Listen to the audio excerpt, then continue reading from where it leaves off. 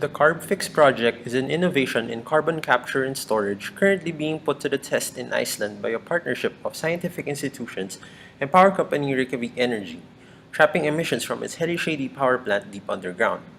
The potential of CarbFix in helping the world put a stop to further global warming is big enough that it has received funding from the European Union to help perfect the technology for use in more locations around the world.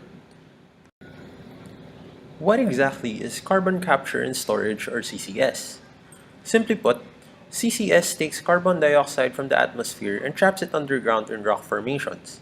The conventional method involves injecting gaseous or supercritical carbon dioxide deep into sedimentary rock formations, usually underneath an impermeable cap rock to prevent the carbon dioxide, which is lighter than the surrounding formation waters, from floating back up to the surface.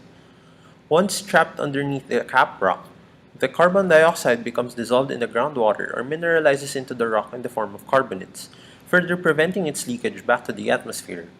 However, these more secure processes take thousands of years to progress and does not occur to all of the injected CO2. CarbFix is different and more effective because of two innovations. First, it already dissolves the carbon dioxide in water during injection into the ground. This solves the floating problem because the carbon dioxide is introduced into the rock formation in a form that is denser than the formation waters. Second, basaltic rock, the type of rock where the dissolved carbon dioxide is injected in, contains a high amount of ions necessary for the mineralization of carbon dioxide into carbonates. The end result is carbon that is rapidly and securely trapped underground compared to conventional CCS.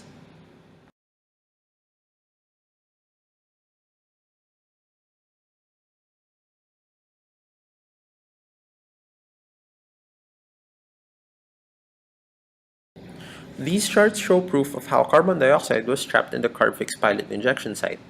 The large graph shows pH and dissolved inorganic carbon readings, while the smaller graphs show amounts of carbonate-forming ions. The shaded bars are periods when the CarbFix team injected carbon dioxide into the ground. We can see that DIC increased after the first and second injections, but quickly decreased right after.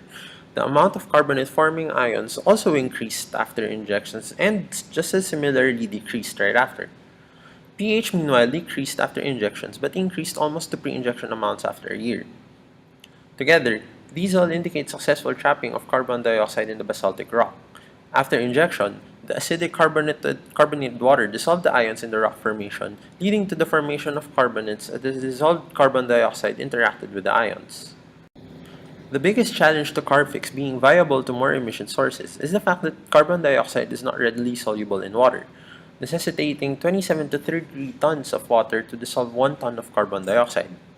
However, this shouldn't be an issue for emission sources near large bodies of water, as both freshwater and saltwater may be used for the process. In fact, the goal of CarbFix is to ultimately store carbon dioxide in the ocean floor, which is mostly basalt and sees regular circulation of water.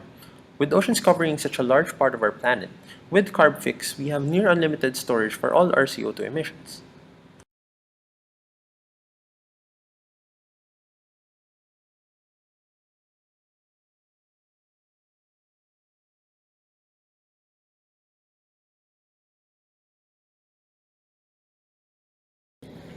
We now consider the cost of using CarbFix. Estimates based on experience at the Helishady power plant point to CarbFix being cheaper than conventional CCS, with low energy penalties to the output of the plant. This makes it an attractive mode of CCS, especially when a possible carbon tax in effect at the site is considered. Note, however, that this shouldn't replace renewables.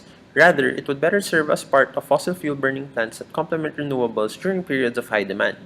It can also serve as a stopgap measure during transition to renewables to allow industries to reduce their emissions in the soonest possible time. The equipment and facilities will have to be tailored for each specific site, but the basic principles remain the same.